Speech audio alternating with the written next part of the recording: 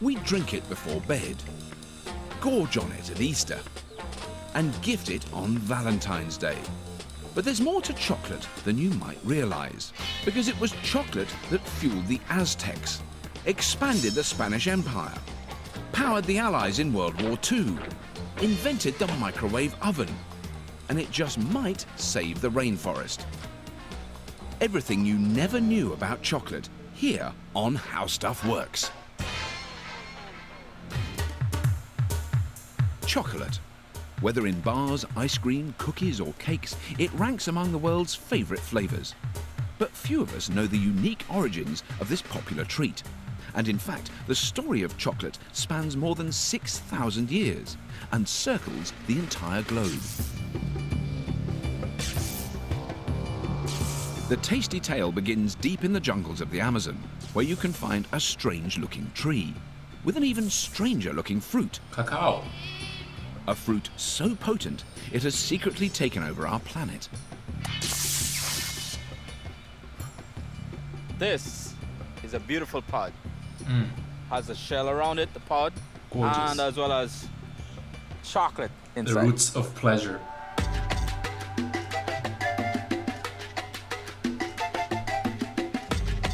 Every bar of chocolate and every cup of cocoa starts with the cacao tree and its alien-looking pods.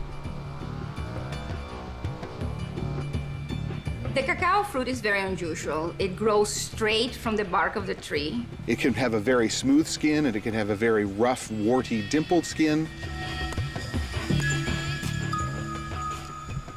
Each cacao pod contains 30 to 40 seeds. Me too, and a it buff takes seagull. 20 to 25 The darkest pods possible. to make just 1 kilogram of glorious cocoa.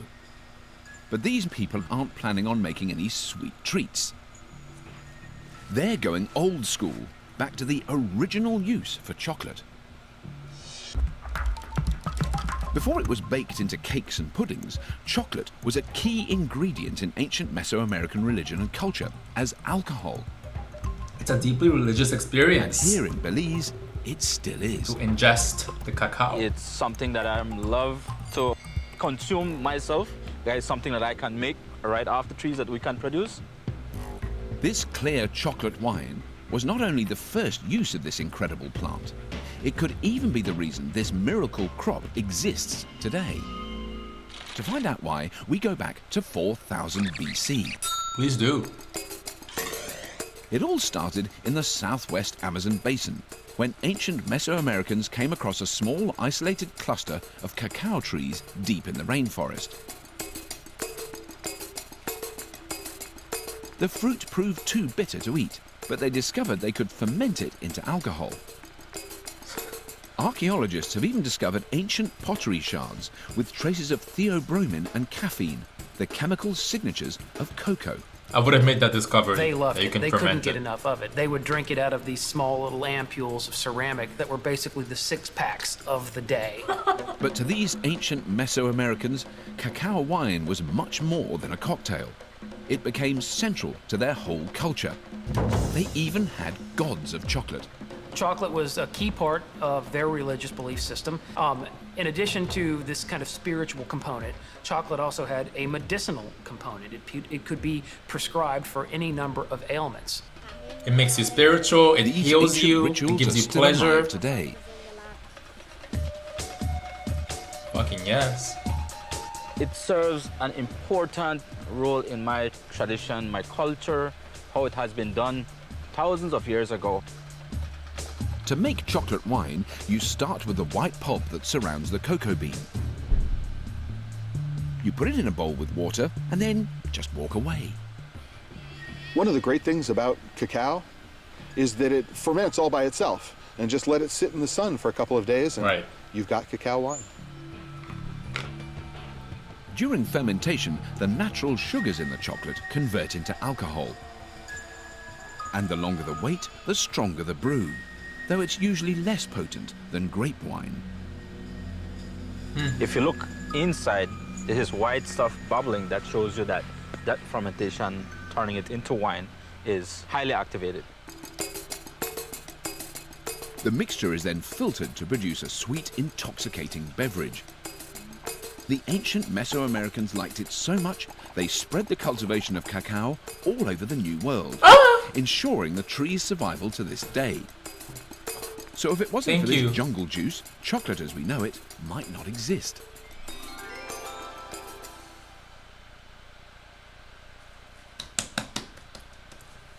Karifa, you don't want to know how much chocolate we have in my residence. My fiance is super into chocolate too, so yeah, it's pretty crazy. And you think I was watching this just to troll? No, this is very important to me.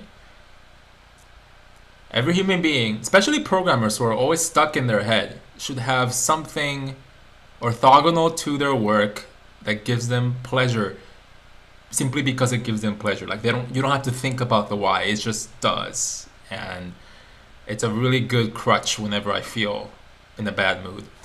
Well, I mean, speaking of bad moods, my hand is in a much better condition than it was 2 weeks ago, right? So I can actually take this off. I'm just giving it a break.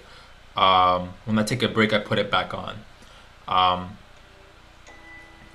I'm gonna explain basically what's happened with my hand, and then we can start the show or the stream.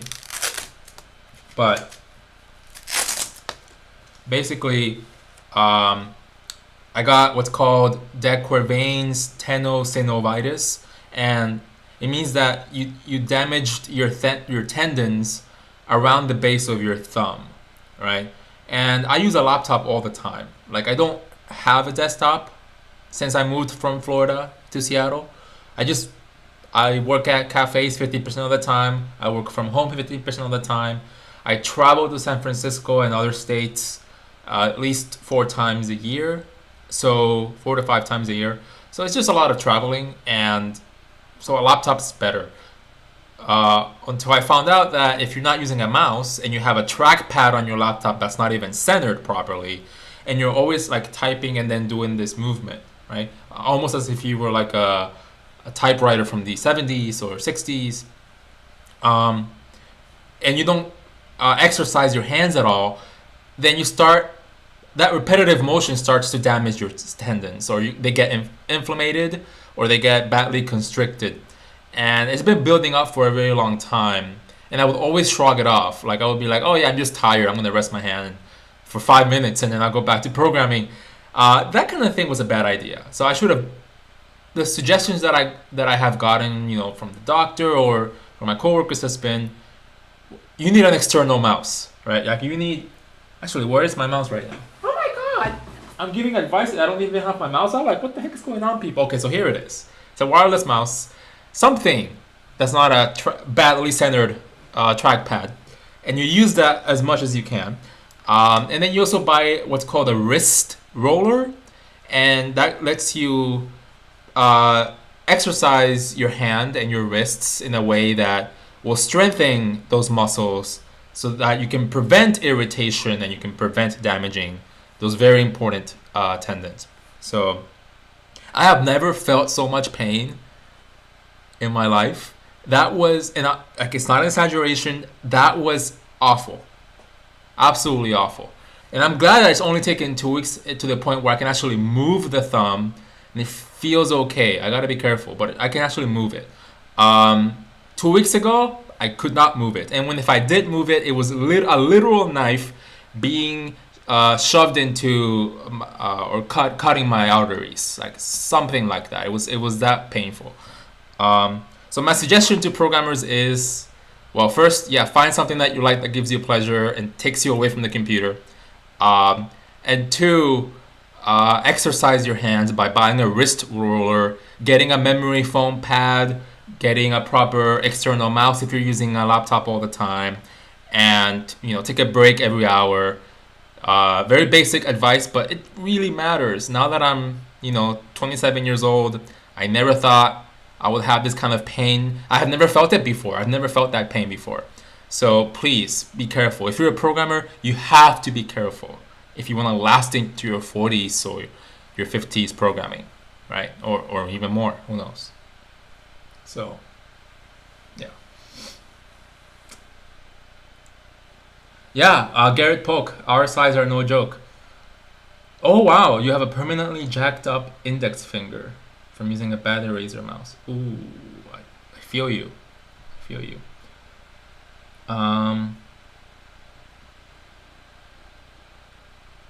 Yep. Looking up into a far distance. I have a window back here. Window's fantastic because I have a lot of nature back there, and I just space out as needed. So, all right. So I'm gonna stop there. The stream is gonna have to be shorter than usual. The whole video thing was kind of on purpose because what I'm trying to say is I want to make sure that I don't overwork myself after work hours, which means that this stream is going to be short. It might even end sooner than any of us expect, but hopefully I can make it all the way through 6 p.m. PST. We'll see. Just so I can rest my hand after work. Then next week, assuming the pain is 100% gone, like I said, I can move my thumb now and I can program, but I have to be really careful. And so next week, if it feels like the whole pain is gone and I'm doing my wrist roller exercises, which I still haven't gotten the package to actually use the wrist roller, after that, then I'll be happy to program right from the get-go like I've always done for the past 5 or 6 streams right away. Okay? So, cool. I hope you got something out of my pain, and please buy a wrist roller. Please take a break every hour, look far into the distance, like people on the chat said, and like Garrett Polk said, take it seriously. Please take it very seriously. All right.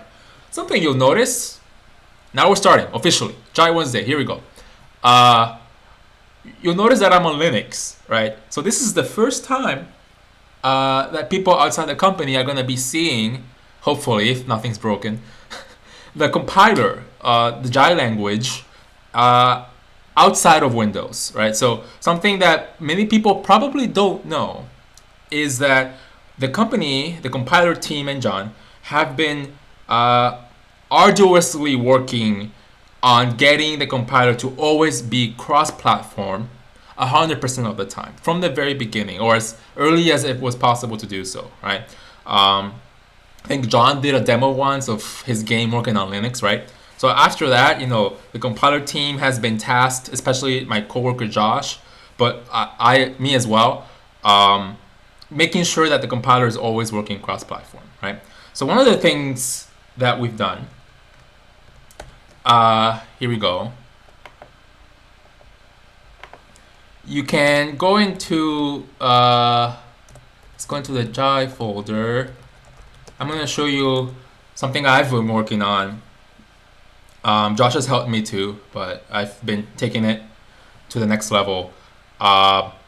So it's the build server. So we have, this is one of the ways we're making sure that the compiler works on our platform is we wrote a build server, and I led the development of a build server that compiles on Mac, Windows, and Linux, or Windows, Linux, and Mac. Let me make sure it's my favorite order possible. In an ideal world, Linux will come first for all programs and compilers, then Mac because its quality is the best and its hardware is the best, and then Windows, dead last. But priorities right now in our company is actually Windows first, then Mac, then Linux. Why reality? Why? So going back to the build server, so we wrote this build server for all platforms in Jai to build Jai to give notifications that Jai broke. Okay, so I can actually just do Jai first.jai, and hold on. Let me probably need to update the. I don't want to fuzz right now. I've been improving the fuzzer so it becomes an autonomous fuzzer, so I don't have to manually run buzzing campaigns for John. So build tasks, right? Oh, this gives me an idea. It would be nice if at compile time, I fire up a GUI that tells me or asks me which file to select to compile through the meta program. That would be pretty cool. Experiment with a GUI to ask which file to compile through the meta program. Okay.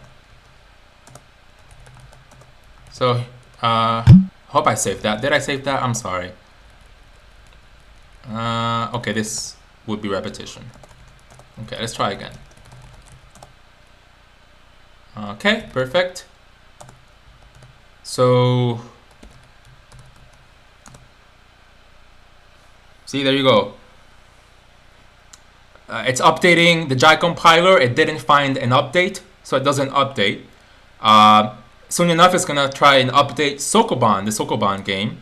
And if it found an update and it came from the build master user, which is automation, then it will rebuild the Sokoban game in all possible combinations. So Sokoban release mode using the Jai compiler in release mode, Sokoban debug mode using the Jai compiler in release mode, Sokoban release mode using the debug compiler, and then Sokoban debug using the debug compiler, right? So now you can see that it's rebuilding Sokoban release using Jai release, and there's a lot of stuff happening behind the scenes. It's not just the game. There's emailing happening to all the involved parties. If a specific line of code broke, and it'll email the parties saying, this is the part where it broke, you have to fix it. Tests are running all the time, so yeah. So the Sokoban build was successful. Okay. So the debug compiler, this is a known issue, made the game fail. So it's emailing the team, but this is a test server, it's not the real server. So I have it disabled. And then I'm sleeping before rerunning all my tasks, right? So yeah, that's pretty cool. Something notable is that what you do is that to write your own server code, like your tasks, your build tasks, you go into the tasks folder, you open up a file, let's call it Twitch tasks. So you have Twitch task here, and let me make sure that the font is big. Oh my god, this is such a different environment. Okay, about 14. Okay. You can actually, you don't have to do anything. All you have to do is write your procedure, right? So compile Twitch, right? The only thing you have to define is the builder, which is a very server specific concept, right?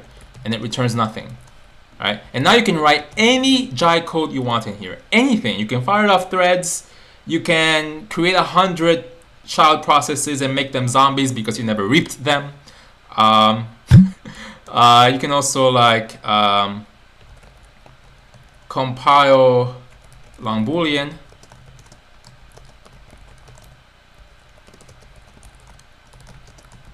We do the same thing. Any Jai code in here as well, right? And then you just give numbers here. So you tag @1 and @2, right? To define the order in which these procedures are going to get run or executed, right? You can do it up to 100, 1,000. It's all handled. And you can even define optional startup procedures, right? Blah.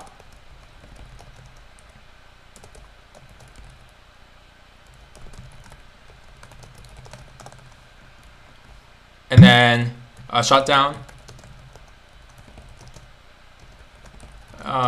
Let's make it an official explanation or demo, I guess. So compile Twitch, we compiling. So notice how awesome it is that actually there's a server print procedure for that, because then we can just say as a warning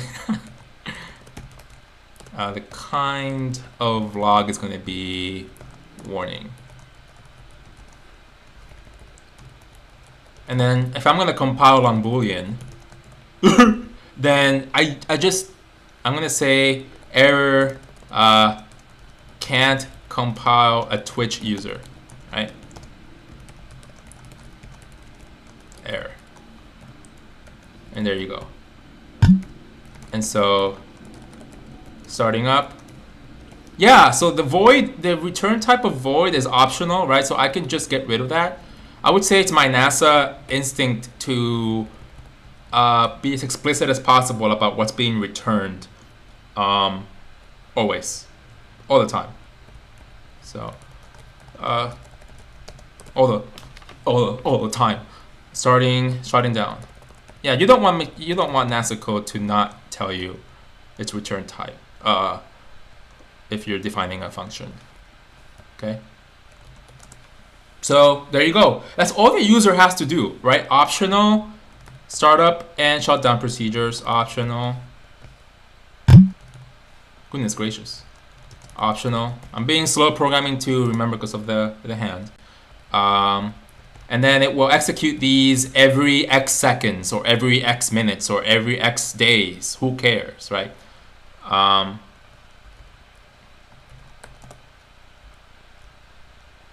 right. So the name is Twitch tasks. So I just, for now, we go into, where am I? Linux, hold on. First.jai, and we switch build tasks to Twitch tasks, right?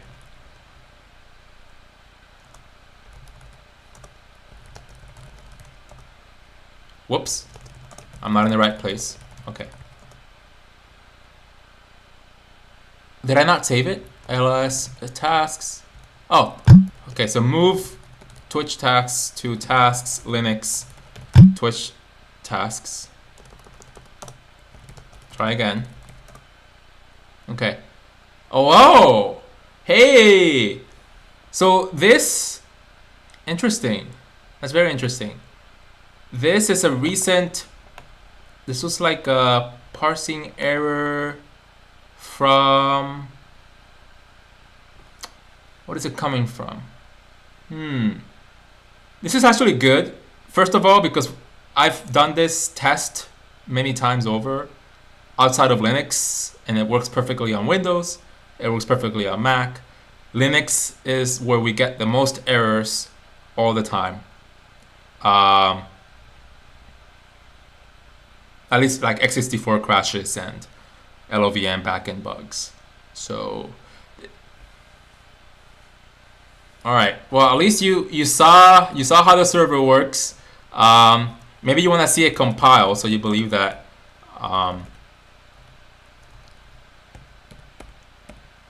So if it's a parsing error, that probably means that well, it sucks that we have a parsing error, but it means I just missed something here.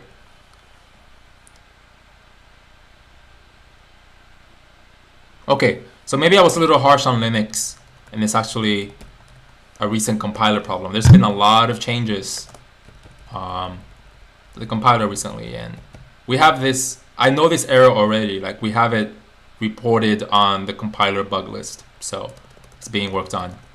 Okay, so let's just try that again then. But it's true though, we get the most error problems on Linux, so. Hey, there we go. Okay, underclear identifier task settings. That's because I didn't import, that's optional though. I would say that's optional. I need to make that optional. Build tasks.jai. Nope. Twitch tasks.jai. Load share.jai. Right now I have this cute little module that gives you a lot of useful settings for the server for build tasks, but it should be optional. The user should just be able to write these two procedures right here, and that should work, and that's it, right? And this is optional, like I said, and the shutdown is optional, and this load should be optional. So I'm gonna make it to do for that as well. But there we go, right? And now we run it. And yeah, that's it. I'm compiling Twitch. Error, I can't compile a Twitch user. I was trying to compile on Boolean. So.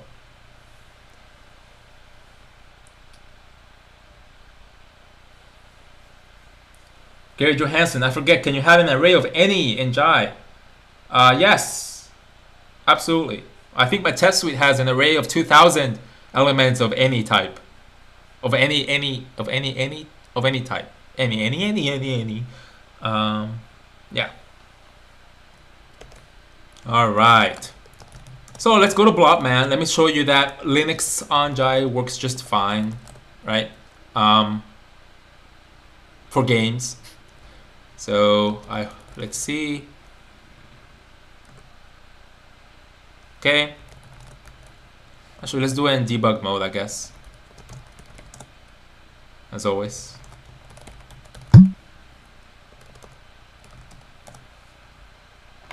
Boom, boom, boom, boom. Right. So just fine.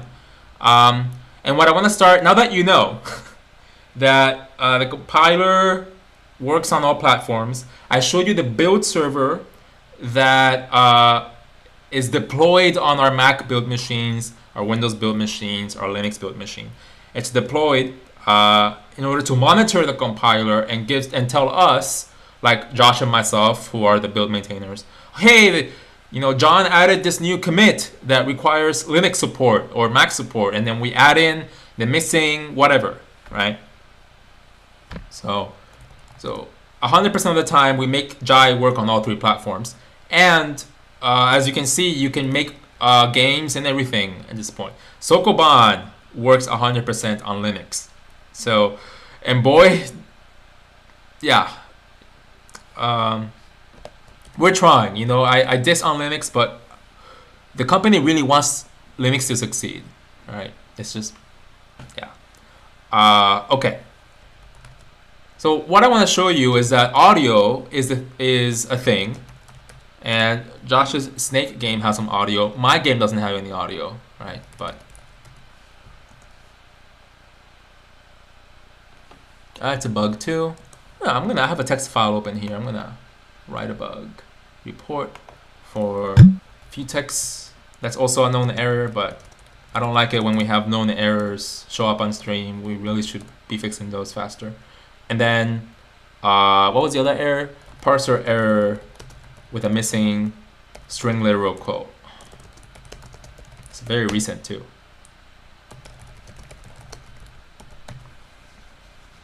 Okay, let's try that again. Oh.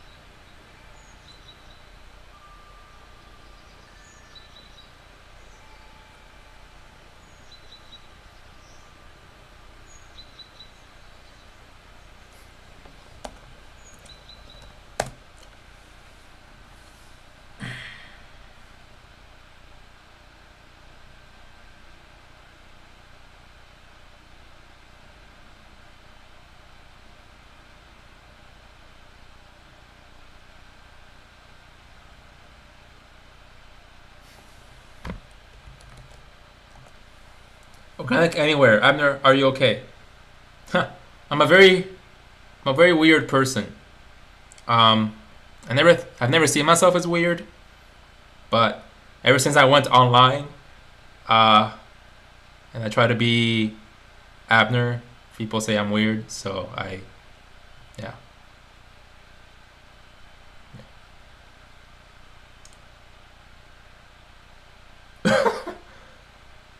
What's the typeface that keeps showing up in everything John touches?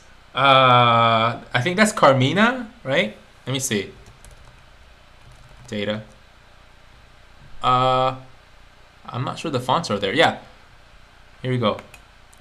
Dude, we use it everywhere. Absolutely everywhere. Every single part of our code bases that has font rendering uses Carmina.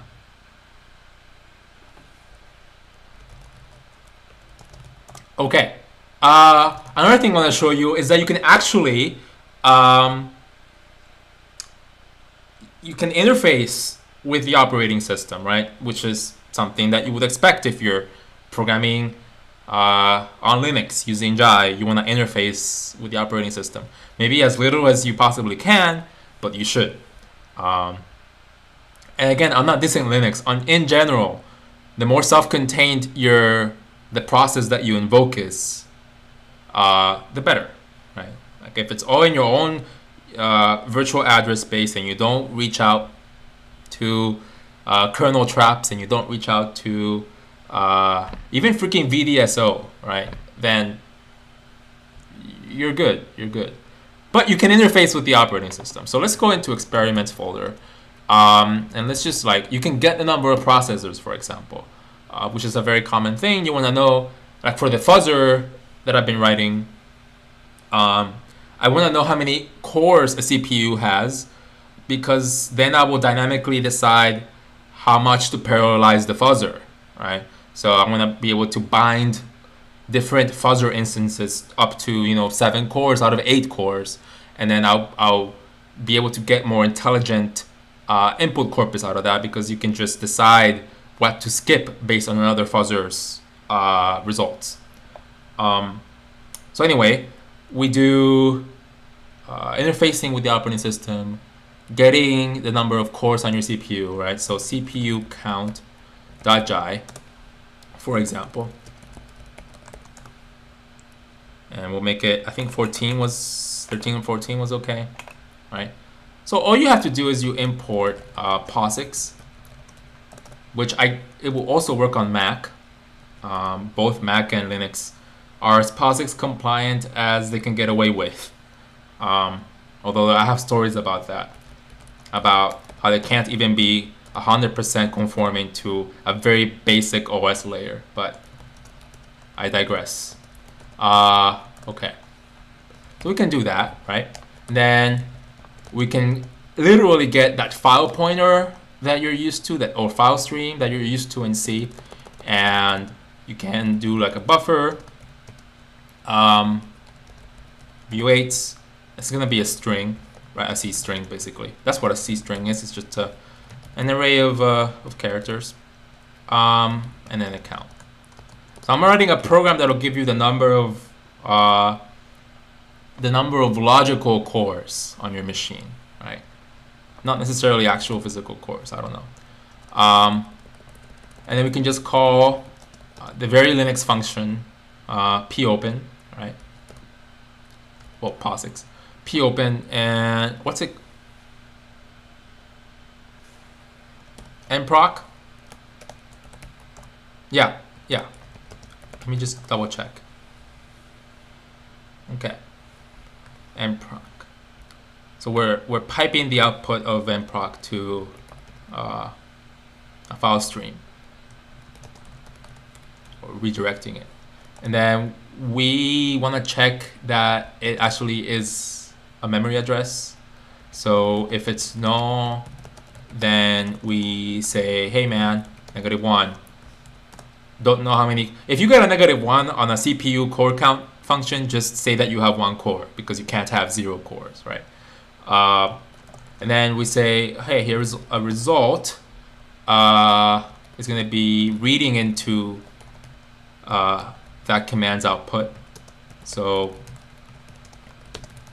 I've done this many times because of the fuzzer, so don't. It's not. Yeah. Okay. And again, if the result is less than or equal to 0, it means you had a problem reading the contents. So once again, return -1.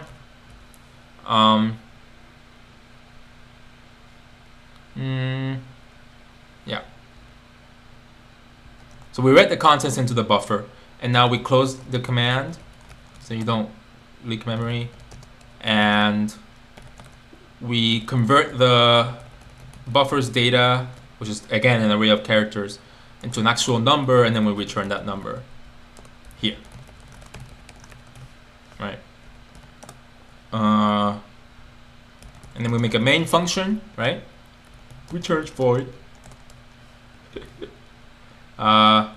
Print CPU cores is blah, and we call CPU count here. So let's see if that worked.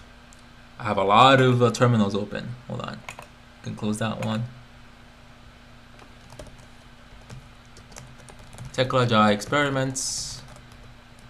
Jai CPU count.jai. Okay, so I got a syntax error, not surprising. 14, line 14, what happened? Parentheses problem, perhaps? Doesn't seem like it. Type of buffer. The commas are in their place. Wait, hold on. You have type of buffer minus. Hold on.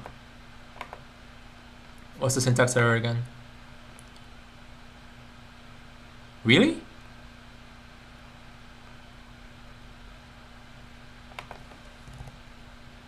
Can you see how somebody can get tripped up over a very basic? There we go.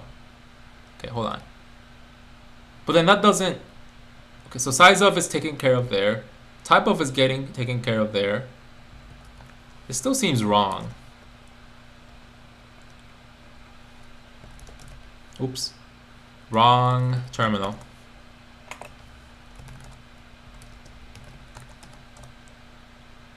A comma. Oh! I'm dumb. Okay. Yeah. So if you get the size of type of buffer, then you need to do this. There we go. Okay. Wow. Yeah. Woo! Now what? You're missing an argument? Oh, you need the actual file string. Man, I was on a roll. Try again. Okay. On the key identifier. Sure, I need to import basic or print. So let's just import basic. Alright. Try again.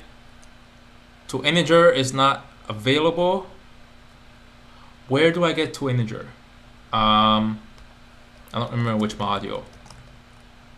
String? How about just string? Try again. Alright. Hooray, and that is correct because I do have 8 CPU cores. So yeah, you can interface with the operating system. You know, you have your basic popen, pclose, and your POSIX. Basically, your POSIX functions are available. But you can call system things like nproc, read mode, and just read a file stream with fread. You know, so but you have all the beauties of the Jai language and all the unique features that you can use there, right? A compile time, shifting to runtime, and adding all kinds of compile directives and everything that you know about our language. So. And just this incredible speed in which you can compile very build, like the server grows in complexity very quickly, for example, right? Especially a Linux server, and it just compiles. Let me not snap my fingers with this hand. It just compiles like that, right? So, any questions?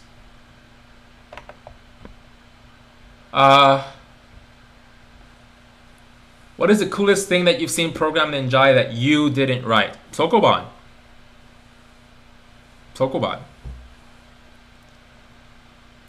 Print Hello Sailor, reading proc is way more efficient than spawning a process. Yeah, you mean like CPU info, right? That you read arbitrary streams. Well, if you have like 8 cores, CPU info is going to give you like a bunch of logical processor outputs with the different fields and attributes of the CPU. And then you have to parse that. I would say, yeah, that's the default position for somebody who wants to make a program that is as robust as possible across all unknown targets. But if it's just to show off something on the stream, what I did is a more pragmatic solution.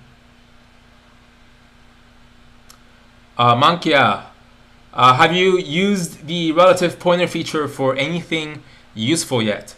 No.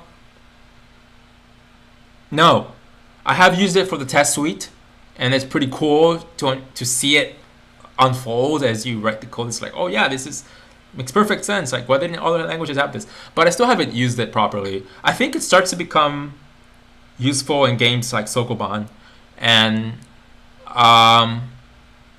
in more complicated serialization techniques that maybe the build server will use eventually, but I don't have a need for it right now. You'll notice that a lot of Jai's features is about handling complexity.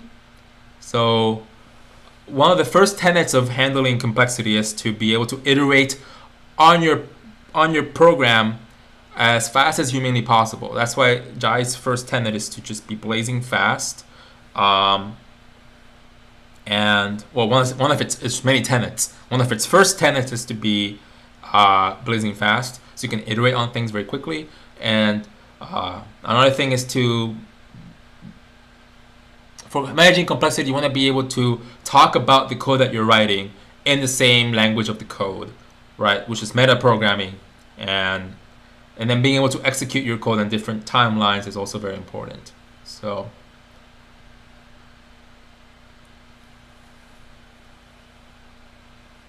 Le Tambourine Royale, I keep hearing the syntax isn't final. That is correct, it's not final. John had me start a running list of syntax items that are going to get a final pass, hopefully this year actually. It has to be this year because we're doing the beta test this year. It's supposed to be on December, but for very important reasons, specifically getting the modules feature that he just recently almost finished. But the beta test is going to happen this year, and we need to do a syntax pass before that. Can you make a demo of graphic operations? I mean, yeah, like next week, once my hands are, I'm going to put this back on. Once my hands are all better, we're going to go back to Blockman, and you're going to see graphics in Blockman there because, I want to make Blockman more fancy, especially when we start adding more debug visualization stuff, right? So, Mankia, do you have a list of all the tenants? Well, yeah, I wrote the website. I think the stream's already gone, but I made a stream about the website preview, showing that we've written a lot of documentation already, and so that will be included. That kind of like what we believe is best for the language will be there.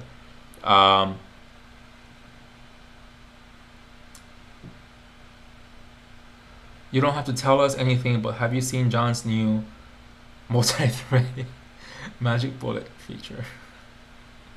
Look happy if yes. Okay, I'm looking something. Whether it's happy or sad, you're not gonna know, but I am making an expression right now.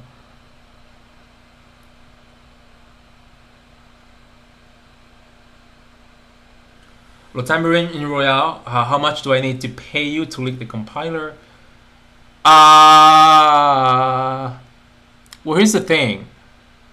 When I went to work at NASA and decided to stay there, at least for my early 20s, NASA doesn't pay as much as it used to, right? I mean, I stayed at NASA for many, many reasons, but I could have chosen something else as my first internship, as my first employment. But in principle, I like the ability to work on something I believe in, even if the money isn't there, even if good money isn't there, right? And NASA pays well, but compared to Google, right? So I'm happy to be working for John, who pays well, and I get to work on something in principle I truly believe in. So, no, you can pay me hundreds of thousands of dollars, and I'm like, no, I don't. I'm okay.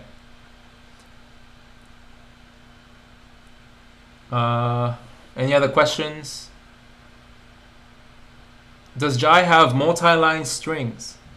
I don't think so. I hope the compiler team doesn't crucify me if I forgot, but I don't use multi-line strings. Oh, well, I mean, you can use here strings, right? When you say multi-line strings, I'm thinking of like Python's quirky 1, 2, 3, and then you write your string. I mean, it's not quirky. It's just that's what I was thinking. And we don't have that, but we do have a here string. So my big, fat, and long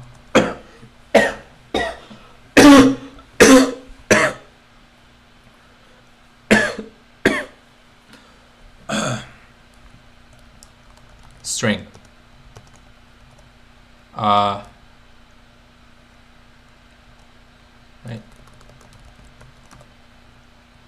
Everything in here is a string. And then you type in done. So this is done.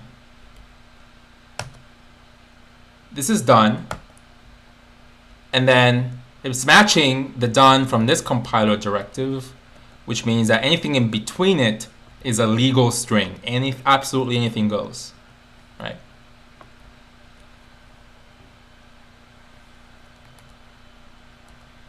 Okay. There you go. Any other questions? I guess we're doing a random Q&A today. Maxwell, but what if I want done in my string? Well, you use a different word. So done is not a requirement. You can use any string of characters that you want as your terminator token. So.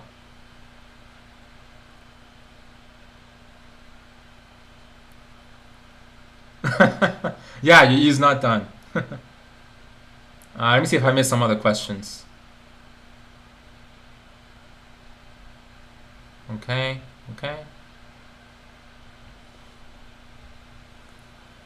Can I use quote, quote, quote as a terminator? Yeah. Gary would just use something like at. So would I.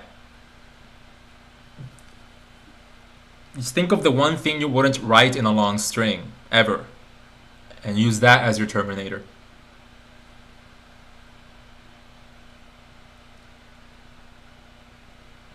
Okay, so let's see.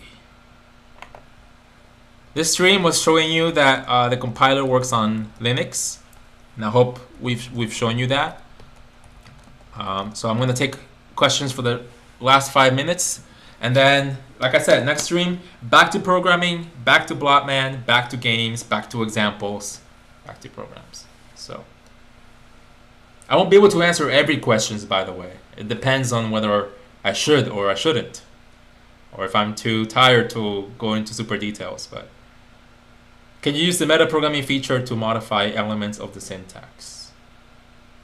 What do you mean? Try to give me a concrete case.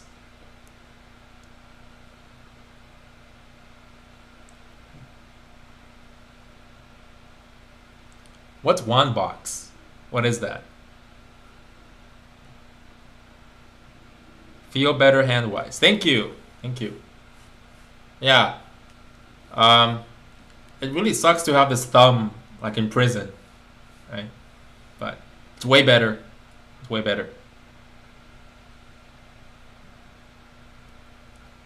Online compiler. You mean like Godbolt, the compiler explorer? Is it the same thing or is it different? How is it different?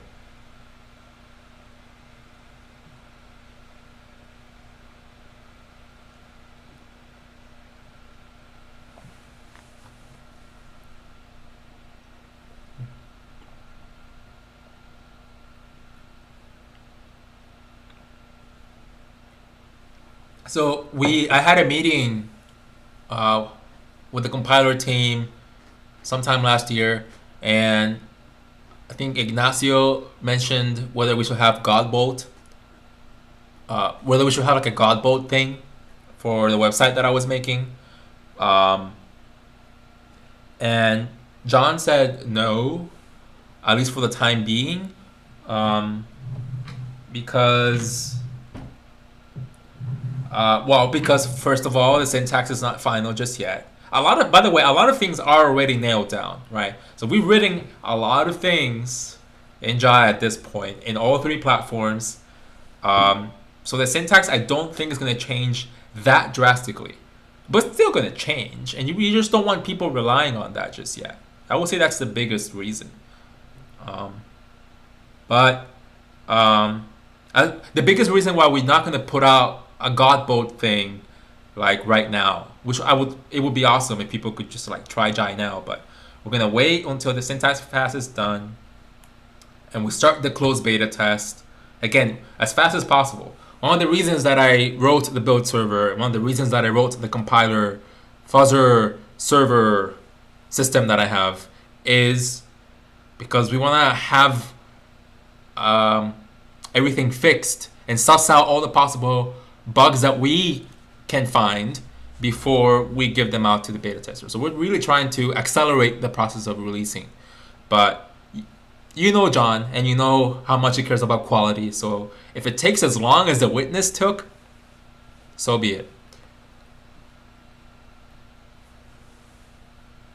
How hard would it be to update Sokoban once syntax changes? We're gonna automate it. Yep, absolutely. Yep. You can. My build server works not just for building, right? So you can literally like parcel out regular expression commands onto files, and you can back up the original files if you want to, but you can get those new updated substitutions. Website when? Yeah, the website's ready. John has been super busy getting the new demo out, the new language demo out, and just working hard on Sokoban. I'm sure you've seen his streams, and fixing fuzzer crashes too. So there's a lot going on. But John has to look at the website and tell me any last minute things that need to be fixed. He wants to write his own little blurbs and stuff to it. So it's there, it's ready. It's just it's on the queue. It's on the queue. It's funny, like we're in a stage where it just feels like we want to burst free and give you a website and start the closed beta. Right? We're there. We're about to burst free, but yeah. There's still more fuzzer crashes that I can find for John, and there's and he needs to do that, new feature for the language, and we need to do a syntax pass, and so. But the number of things to do to start the closed beta, for example, is just very, very small at this point. It's so small. I'm so excited. It is written in Jai. Yes. So that's one of the toughest things about the work is that if you're writing a complicated server, production server, right? Because now the whole company is using it, not just for the compiler, but for Sokoban. Game 3 is going to be relying on that. So you're writing all of that. You're writing it in an experimental language to make sure that the language works. And you're also addressing or reporting bugs that may be from the server because of your own code, or it could be because the compiler is exhibiting some undefined behavior that we hadn't caught yet. And so having the ability to discern or discriminate the failure paths, the source of the failure paths, is one of the most difficult aspects of working on this. You second guess yourself all the time, right? Like you really, you need to understand how compilers work. You need to understand your x64 system ABI really well. You need to know how linkers work, and you need to trust in your ability to be a good programmer. I don't think I'm the programmer that I want to be just yet, right? But this job has helped me. It's funny because it's as challenging as NASA was, right? But without the fear that I'm going to kill somebody, right? Which is good. And also, you feel, ironically, you feel more responsible, because at NASA I had millions of dollars worth of quality assurance testing. Here, what I do, yeah.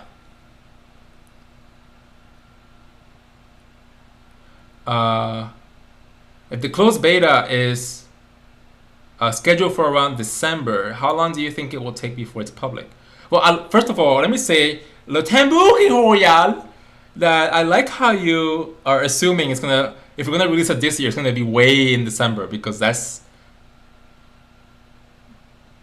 it's possible. I know we would really love it if it's way earlier than December. So the plan is, once it's released, and by released I mean once the closed beta starts, the plan is to incrementally expand the circle of invitations. So more and more people will be getting into the beta. And it's going to be like really fast. It's going to be like a snowball effect. That's the plan. Once the closed beta starts, again, it's one of the reasons we're holding on as much as we can before we burst, because once we do, it's going to be a snowball where more and more people will get access to it. We're going to invite a host of different people. The closed beta will grow and grow over a few months, and then the public beta will start and then will be released. And I'm not even sure it's going to be like a closed beta, open beta release model. It might just be closed beta, grow. Oh, we basically released. Okay.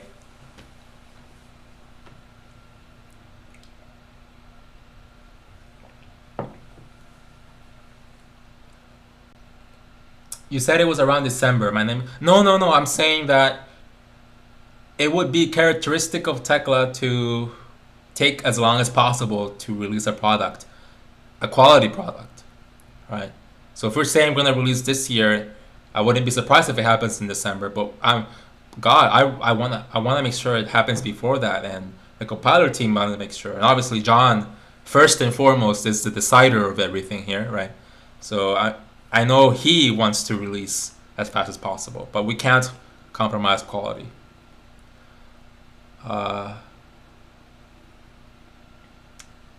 Amir knows for the NASA by December. Mankia, just don't make the Google Plus mistake and expanding the beta too much. You should keep the private beta smallish so that you can allow groups of people to try things out of the group. I agree with that. Yeah, I think John agrees with that too. So by snowball effect, I mean that once we start the beta, we're probably gonna trust the first few people that we gave the compiler to. Let that get that feedback loop of like bug reports we fix, bug reports we fix, bug reports we fix. Then we're like, okay, we feel pretty good about this. Let's add 2 more. Bug reports and fix, bug reports and fix. Oh, let's add 5 more. Let's add 10 more. Again, it'll be up to John. But I feel like that's how it's gonna go.